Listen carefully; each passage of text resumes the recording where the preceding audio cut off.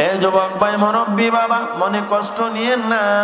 আপনি হারাম খাইতেছেন, হারাম ভক্ষণ করতেছেন, হারাম পদ্ধতিতে টাকা ইনকাম করতেছেন, ঘর বানাইতেছেন, বাড়ি বানাইতেছেন, ধন সম্পদ করতেছেন।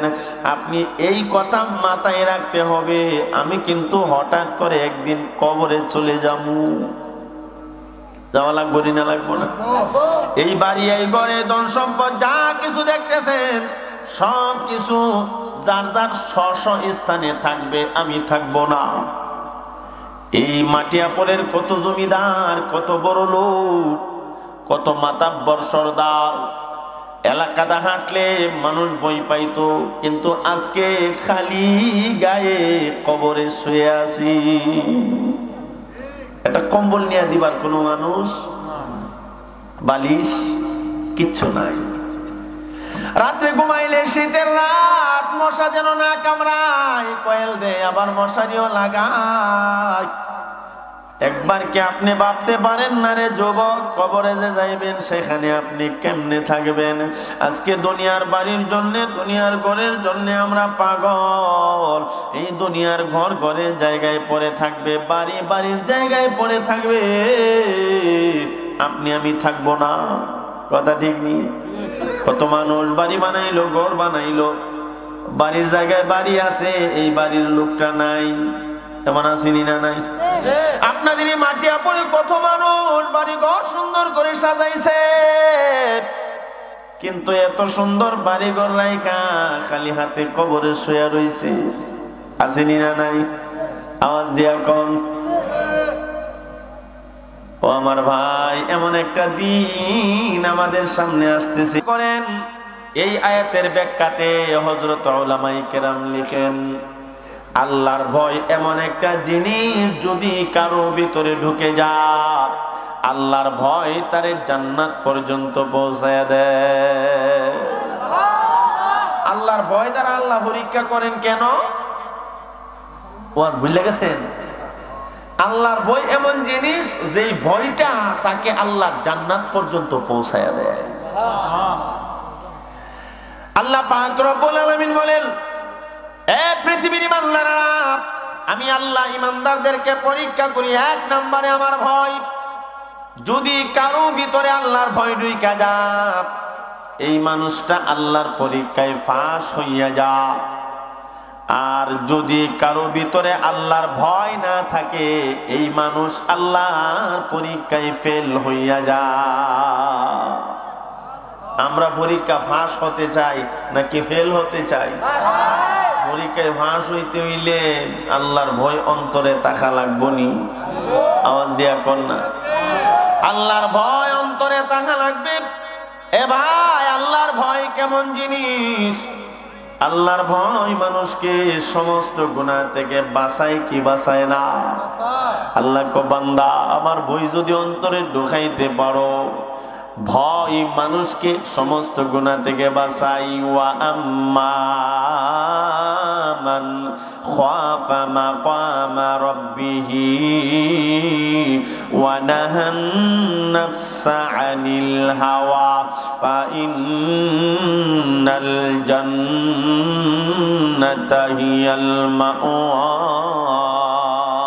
জোরে জোরে কোন সুবহানাল্লাহ। আকামুল হাকিমিন আল্লাহ রাব্বুল আলামিন বলেন, রে পৃথিবীর মানুষেরা, কারো ভিতরে যদি আল্লাহর ভয় ঢুইকা যায়, আল্লাহর ভয় তারে গুনাহ থেকে বাঁচায়। আপনার আমার ভিতরে নফসে আম্মারা আছে না নাই? মন চাই গুনাহ করবার জন্য, পাপ করবার জন্য, নাফরমানি করবার জন্য, মন চাই জিনা করবার জন্য, কিন্তু আল্লাহর ভয় যদি অন্তরে থাকে, আল্লাহর ভয় তারে গুনাহ থেকে বাঁচায়। আমরা ভিতরে আল্লাহর ভয় আছে না নাই? আল্লাহর ভয় আছে। এই জন্য তো রাত্র গভীর মাটিতে আপনারা বসে আছেন, কাকে খুশি করবার জন্য? এ ভাই, রাত্র গভীর দ্বীপ দিয়ে আরামে আপনি ঘুমাইতে পারতেন কম্বল মোড়াইয়া, কিন্তু আপনি না ঘুমাইয়া এই মাটিতে জমিনে বসে আছেন একমাত্র কারে খুশি করবার জন্য? অন্তরে আল্লাহর ভয় গ্রামে ওয়াজ মাহফিল হচ্ছে, সমস্ত মুর্দে গানের জন্য দোয়ার মাহফিল। ও আমার ভাই, অনেকের মনে মনে ভাবনা, হুজুর বলছে আমরা রে নিয়ে আল্লাহর দরবারে তওবা করবে, তওবাটা কইরা আসি। কথা ঠিক নেই?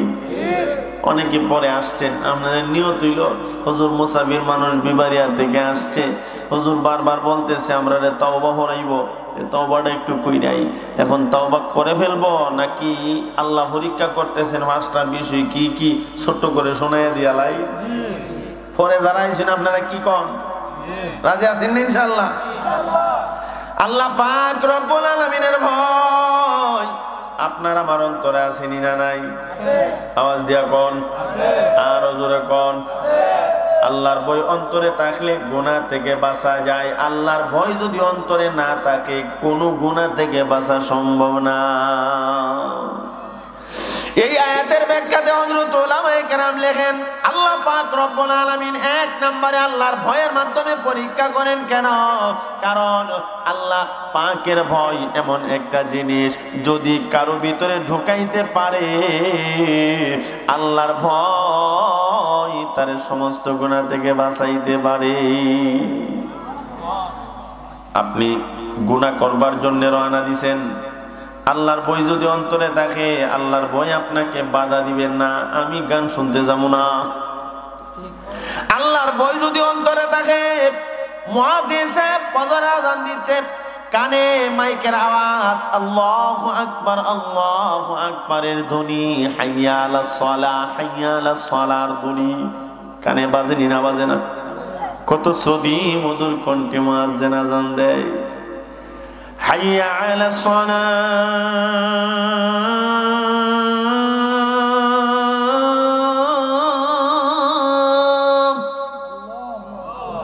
আমি তো আর খাই সামনা, আর জীবনে মুয়াজ্জিনি করছিও না, মজা লাগেনি না লাগে না?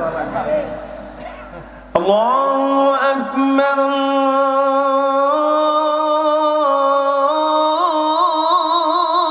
আল্লাহু আকবার। মুয়াজ্জিন সাহেব যখন আযান দেয়, কি যে একটা মজা লাগে।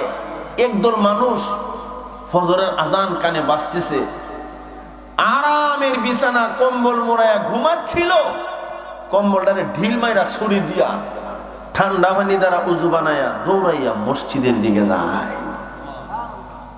যায়নি না? যায় না? আমি কিছুদিন আগে মাহফিল থেকে বাড়িতে যাচ্ছি, গাড়িটা রাইখা আমার বাড়িতে একটু জায়গা হাইটা যাওয়া লাগে, একবারে বাড়ির ভিতরে গাড়ি যায় না। ফজরের আজান দিয়া ফেলাইছে, দেখি এক বুড়া লোক কাঁপতাছে কাঁপতাছে। এত কুয়াশা আমার আর দেখে না, আমিও দেখি না, কিন্তু একটা মানুষ হাঁটতেছে বোঝা যায়। তো এই লোকটা মনে করছে না জানি কিতা আবার ভূত ফেরেত না কিতা, বেড়া একটা গান টান মারছে, কিতা দিছে কইতাম নি।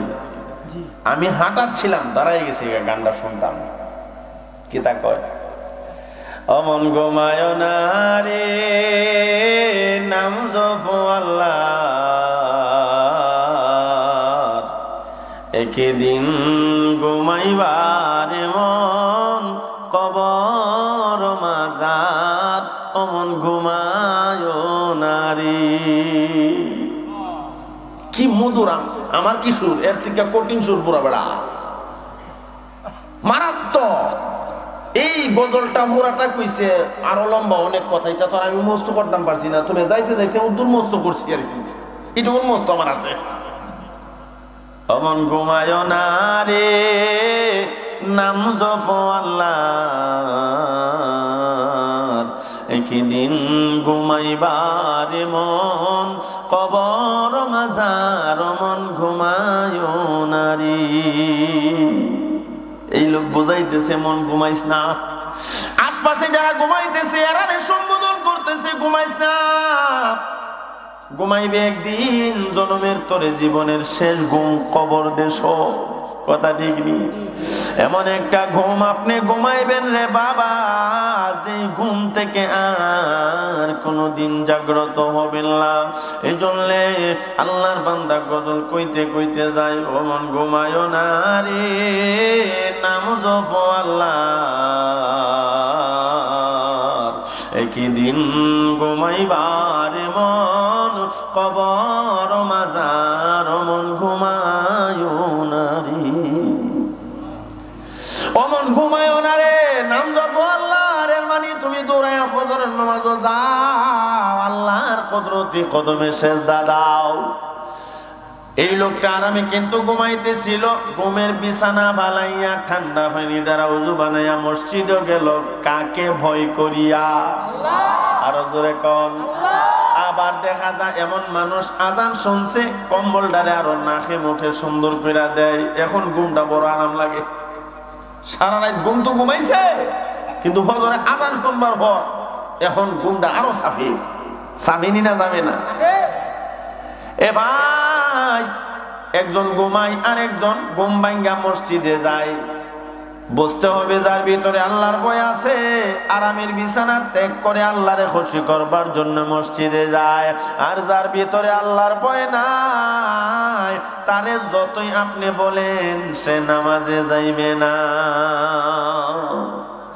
এই জন্য আমার আল্লাহ বলেন, আল্লাহ পাক রব্বুল আলামিন বলেন, ওয়ালা নাবলুওয়ান্নাকুম বিশাইইন মিনাল খাউফ। এক নম্বরে ইমানদারদেরকে আল্লাহ পাক রব্বুল আলামিন আল্লাহর ভয় দ্বারা পরীক্ষা করে। যার ভিতরে আল্লাহর ভয় আছে সে, এ যুবক ভাই, মুরব্বি বাবা, মনে কষ্ট নিয়েন না। আপনি হারাম খাইতেছেন, হারাম ভক্ষণ করতেছেন, হারাম পদ্ধতিতে টাকা ইনকাম করতেছেন, ঘর বানাইতেছেন, বাড়ি বানাইতেছেন, ধন সম্পদ করতেছেন।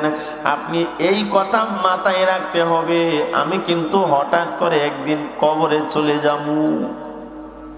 যাওয়া লাগবো না? লাগবো না? এই বাড়ি, এই ঘরে, ধন সম্পদ যা কিছু দেখতেছেন, সব কিছু যার যার স্ব স্থানে থাকবে, আমি থাকবো না। এই মাটিয়াপুরের কত জমিদার, কত বড় লোক, কত মাতাব্বর সর্দার, এলাকাটা হাঁটলে মানুষ ভয় পাইতো, কিন্তু আজকে খালি গায়ে কবরে শুয়ে আছি। একটা কম্বল নিয়ে দিবার কোনো মানুষ, বালিশ কিচ্ছু নাই। রাত্রে ঘুমাইলে শীতের রাত, মশা যেন না কামড়ায়, কয়েল দেয়, আবার মশারিও লাগায়। একবার কি আপনি ভাবতে পারেন না রে যুবক, কবরে যে যাইবেন সেখানে আপনি কেমনে থাকবেন? আজকে দুনিয়ার বাড়ির জন্য, দুনিয়ার ঘরের জন্য আমরা পাগল। এই দুনিয়ার ঘর ঘরের জায়গায় পড়ে থাকবে, বাড়ি বাড়ির জায়গায় পড়ে থাকবে, আপনি আমি থাকবো না। কথা ঠিক নেই? কত মানুষ বাড়ি বানাইলো, ঘর বানাইলো, বাড়ির জায়গায় বাড়ি আছে, এই বাড়ির লোকটা নাই। এমন আসেনি না? নাই?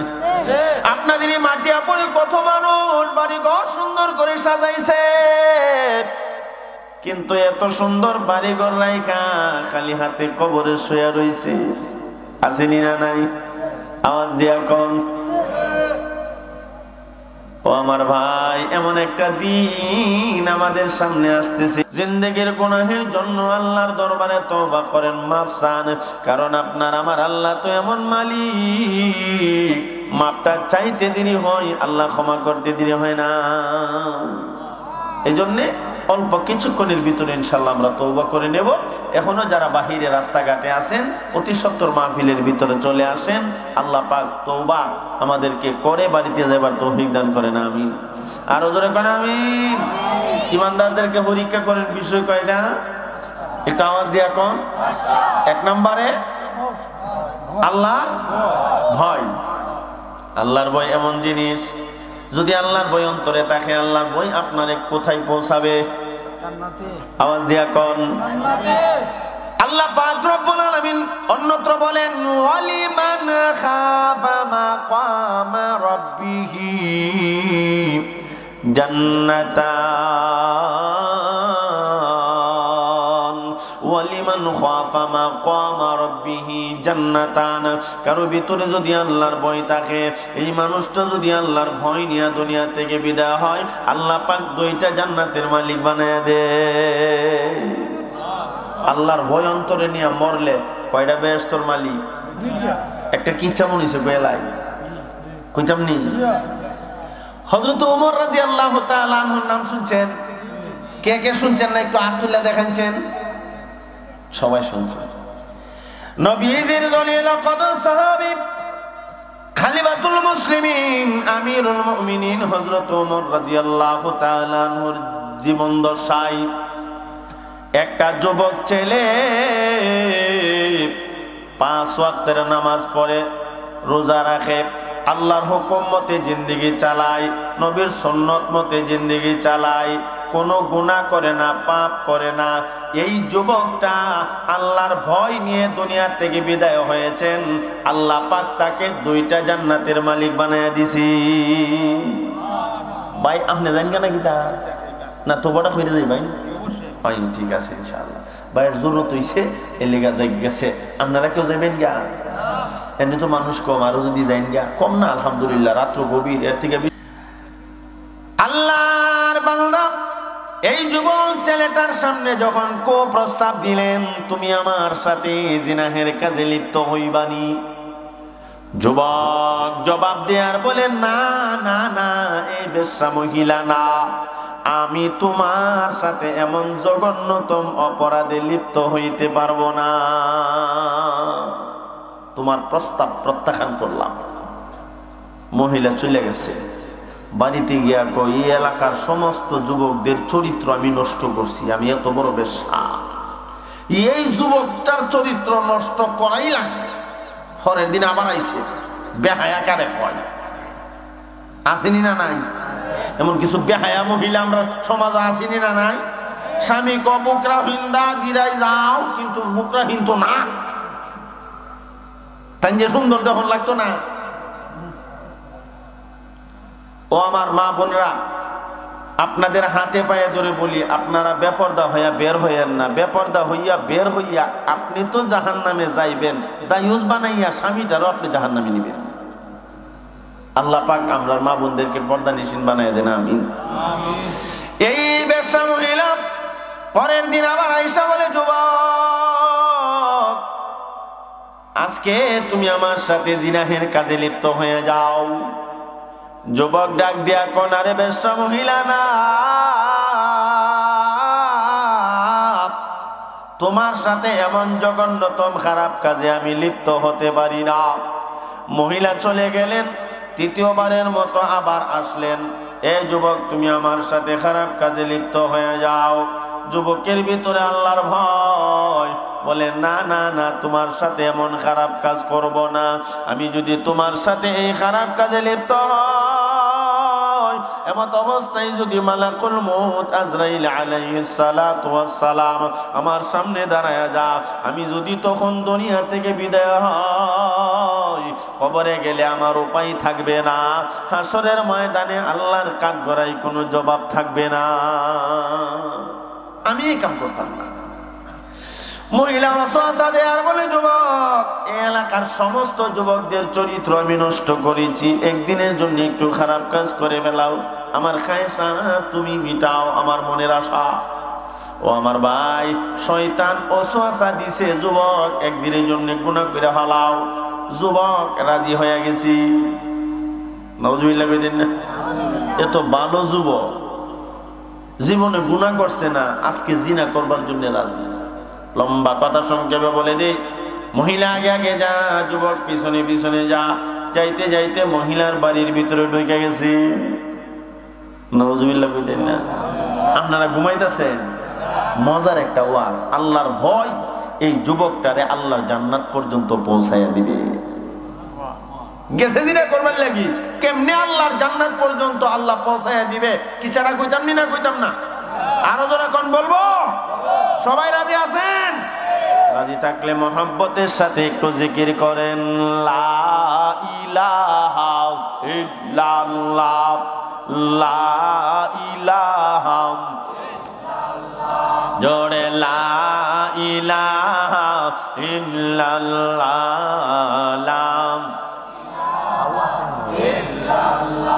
জোরে লা ইলাহা ইল্লাল্লাহ, লা ইলাহা ইল্লাল্লাহ, লা ইলাহা ইল্লাল্লাহ, লা ইলাহা ইল্লাল্লাহ, সুবহানাল্লাহ, আলহামদুলিল্লাহ, লা ইলাহা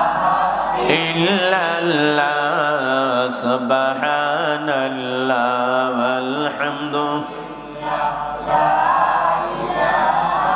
ইল্লাল্লাহ লা ইলাহা ইল্লাল্লাহ লা ইলাহা ইল্লাল্লাহ সুবহানাল্লাহ আলহামদুলিল্লাহ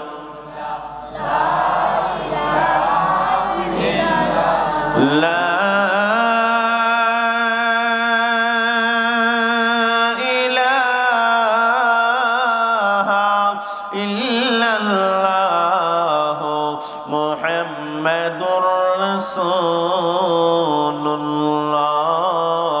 সাল্লাল্লাহু আলাইহি ওয়াসাল্লাম যুবক বেশ্যা মহিলার বাড়িতে ঢুকে গেলেন। মহিলা বলেন, যুবক এখন তুমি আমার মনের আশা পুরা করবা। যখন বাড়ির ভিতরে ঢুকলেন, দরজায় পা রাখলেন, হঠাৎ করে যুবকের ভিতরে আল্লাহর ভয় আবার ঢুকে গেছে। গেছে জিনা করবার জন্য শয়তান ধোঁকা দিছে, দেয়নি না দেয় না? আমরা যে গুনাহ করি, আমরা তো আসলে গুনাহ করতে চাই না, নফসে আম্মারার হায়রুবি করে আর শয়তানের ধোঁকায় পইরা গুনাহ আমরা করিনি না করি না। এই জন্য আল্লাহ পাক আমাদের সুযোগ দিয়েছে, বান্দা শয়তানের ধোঁকায় পইরা ওয়াসওয়াসায় পইরা গুনাহ করবা, আমি আল্লাহর কাছে মাফ চাইবা, সব মাফ করে দিব। তওবার গুরুত্ব নিয়ে হয়তো গত বছর না এর আগের বছর লম্বা ওয়াজ আমি আপনাদেরকে মাহফিলে শোনায়ে গেছি।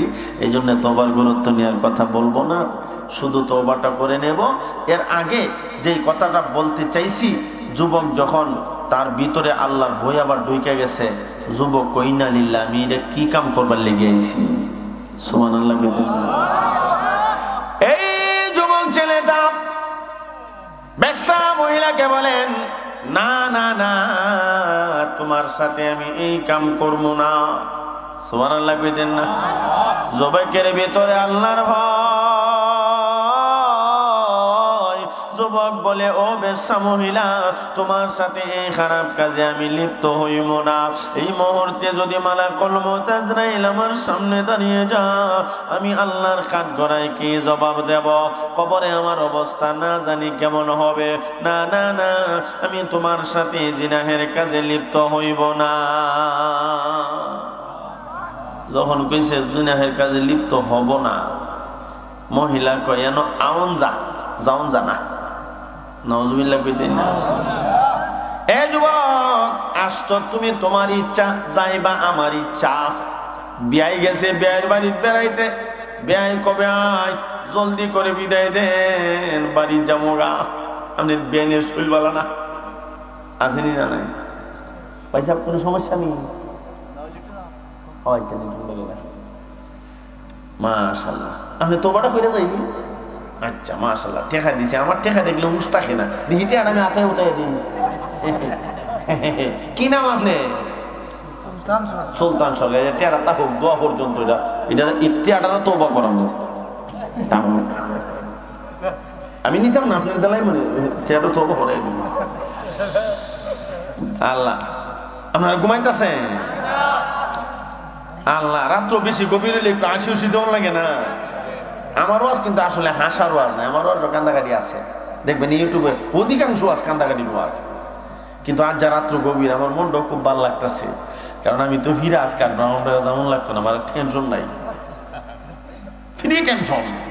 ওয়াজ আর হইব ইনশাল্লাহ। হইতো নি সুলতান সাহেব কি দেখো, হইতো নি আচ্ছা তাই কুইন্টালি এই জায়গা গেছে কেন? আচ্ছা যাই না, দেখি যাই ভাই না, এমন একটা বদুয়া দিমু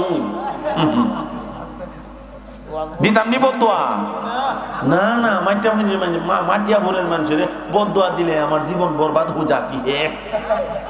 কারণ এই মাটিয়া ভোর আমি সারা সুনামগঞ্জে যে কোনো জায়গায় যাই, আমার মন হইলে মাটিয়া ভোরের কথা আমি কই। দেখুন, এই সুনামগঞ্জ সর্বপ্রথম মাটিয়াপুর নদীর ওই পারে একটা মাহফিলে গেছিলাম, আর বয়ানো মাশাআল্লাহ সুন্দর হইছেন, ভালো লাগছেন। পরের বছর আবার আমি আসলাম, আবার আইছি।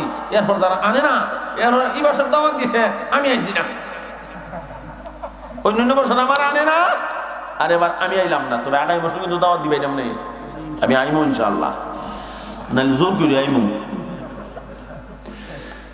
আল্লাহ, এখন মহিলা কয় তুমি আসছো তোমার ইচ্ছা, যাইবা আমার ইচ্ছা, কারণ বিয়ে গেছি বিয়ের বাড়ি, আইসেন আপনার ইচ্ছা, যাইবেন আমার ইচ্ছা, আজকে যাওয়ান যেত না, এমন কয়নি না কয় না কয়।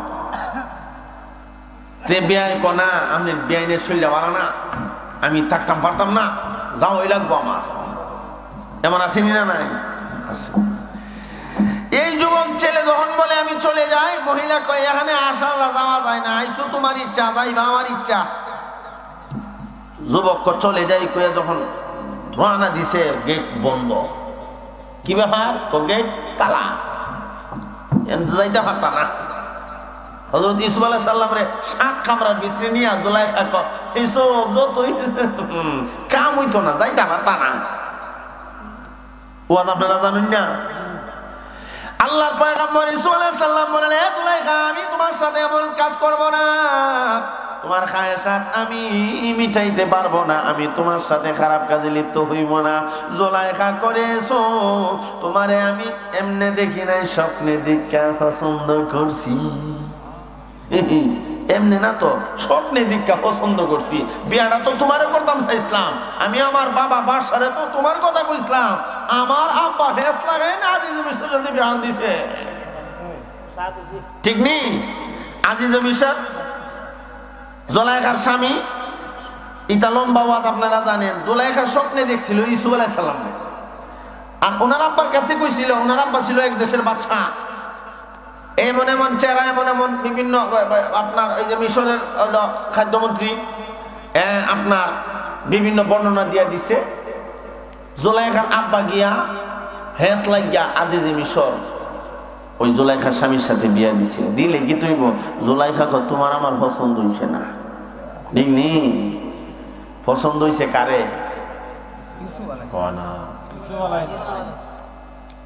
মালিক ইবনে যার তৎকালীন সময়ের একজন ব্যবসায়িক ছিলেন, উনি গিয়া কুয়ার ভিতর থেকে ইউসুফ নবীরে পাইছে, বাইতে যখন ফেলে দিল, আইনা উনি মিশরের বাজার যখন উড়াইছে, সবাই কই এত সুন্দর ছেলে জীবনে দেখছি না। জুলাইখা বান্ধবী লইয়া গেছে দেখবার লাগি, গিয়া দেখে ও আল্লাহ আল্লাহ গো, এটা দিয়ে আমার স্বপ্নের মানুষ গো।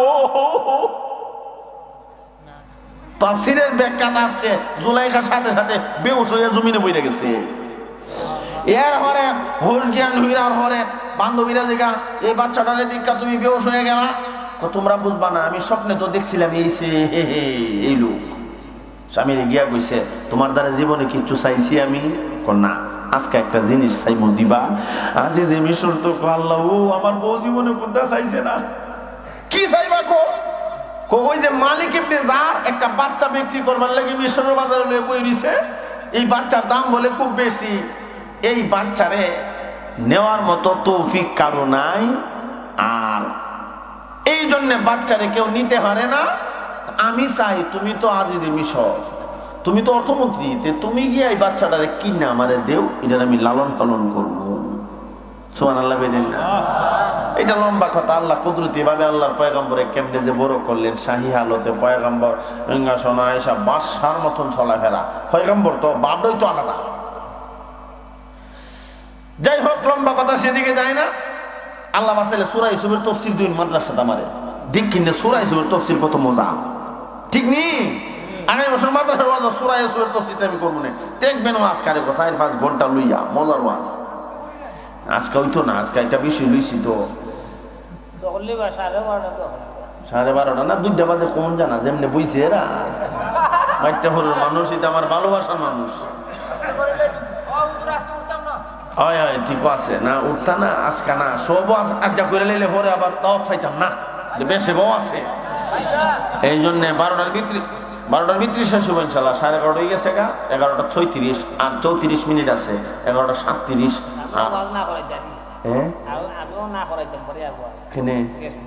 না ওয়াজ করাইতেন না, কেন গান করাইতেন না, ওয়াজ করাইতেন না, ওয়াজ হইব ইনশাল্লাহ। আরে ওয়াজের 12:30 টাইমই হইতেছি না, আরে সব গরম। আচ্ছা যাক, কি জানি বলছেন ইউসুফ আলাইহিস সালাম, ইউসুফ আলাইহিস সালাম জুলাইখার ভিতরে নিয়ে কয় 7 6টা দরজা পিছ বাহিরে দিয়া তালা, যাইতে হাঁটা না। ইউসুফ আলাইহিস সালাম ক আল্লাহ এখন জুলাইকা যে ফেসো আমারে ফালাইছে, তুমি আল্লাহ আমারে বাঁচাও। সুবহানাল্লাহ কোন না? জুলাইকা বলেন 7টা গেট বাহিরে দিয়া তালা, এই ইউসুফ তুমি আমার মনের আশা পূরণ করাই লাগবে। ইউসুফ আলাইহিস সালাম তো বলে না, আল্লাহর পয়গম্বর তো এই কাম করতে পারে না। আল্লাহর পয়গম্বর ইউসুফ নবী আল্লাহর কাছে সাহায্য চাই, আল্লাহ তুমি আমারে বাঁচাও। অপর দিক দিয়া জুলাইখা একটা কাপড় দিয়া এই রুমের ভিতরে একটা মূর্তি আসিন, মূর্তিটারে ডাকে, দেখেন না আপনি তোমার আল্লাহ, ই কাম করবো আপনি দেখলে শরম। আল্লাহরে বুঝে লিখছে, ই কাম করার সময় আল্লাহ দেখলে বিপদ না, শরমের ব্যাপার আছে না। জুলাইখা মূর্তি পূজা করতো। আল্লাহর পয়গম্বর ইউসুফ নবী কো জুলাইখা এই কাপড় দিয়া মূর্তি ডাকলা কেন? কই মূর্তির পূজা আমরা করি, মূর্তিরে আল্লাহ মানি, আল্লাহ যদি দেখে এই কাম করি শরম লাগতো না? আল্লাহর পয়গম্বর ইউসুফ নবী কো জুলাইখা তোমার আল্লাহরে কাপড় দিয়া ডাকলে আল্লাহ দেখে না, কিন্তু আমার আল্লাহ তো এমন না যে আল্লাহকে কাপড় দিয়া ডাইকা ফেলবো। আমার আল্লাহ এমন এক মালিক, 7 জমিনের নিচে তাহতা সারা, অন্ধকার আর অন্ধকার। এই 7 জমিনের নিচে তাহতা সারাতে প্রচুর অন্ধকারের ভেতরে একটা পিপিলিকা যদি হাঁটে, আমার আল্লাহ নিজ কুদরতি চোখে দেখতে পায়। তোমার আল্লাহরে কাপড় দিয়া ডাকলে আল্লাহ দেখে না, আর আমার আল্লাহ এমন আল্লাহ 7 জমিনের নিচে তাহতা সারাতে হিহরা হাঁটলে কেমন হাঁটতেছে আমার আল্লাহ কুদরতি চোখে দেখতে পায়। শুধু তাই না, এই পিপিলিকাটা 7 জমিনের নিচে হাঁটতেছে, হাঁটার একটা আওয়াজ হইতেছে, আওয়াজটা কি পরিমাণ হইতেছে আমার আল্লাহ নিজ কুদরতি কানে শুনতে পায়। তোমার আল্লাহরে তো ডাইকা ভালাইছো, আমার আল্লাহরে তোমার আল্লাহরে দেখা যায় না। এখন যখন জুলাইখা মানি না, আল্লাহর পয়গম্বর হযরত ইউসুফ আলাইহিস সালাম আল্লাহর কাছে সাহায্য চাইছে, আল্লাহ আপনি আমার সাহায্য করেন। জোরে কন্যা সুবহানাল্লাহ। আল্লাহ পাক জিবরাইলকে পাঠিয়ে দিলেন, জিবরাইল আমার পয়গম্বরকে বলো দরজা তালা, অসুবিধা নাই, আমার পয়গম্বর যেন একটা দৌড় মারে, দরজার দিকে চেহারা করে। পয়গম্বরের দায়িত্ব দৌড় দেওয়া, আর বাঁচায়া দেওয়ার দায়িত্ব হলো আমি আল্লাহ। দৌড় তো দিছে এমন চক্ষু